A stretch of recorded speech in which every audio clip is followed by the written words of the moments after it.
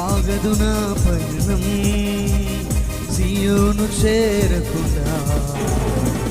ఆశలు కోరికలు వెనుకకు లాగిన, ఆశలు కోరికలు వెనుకకు లాగినను గమ్యము చేరా సాగిపోయేదను, గమ్యము చేరా సాగిపోయేదను.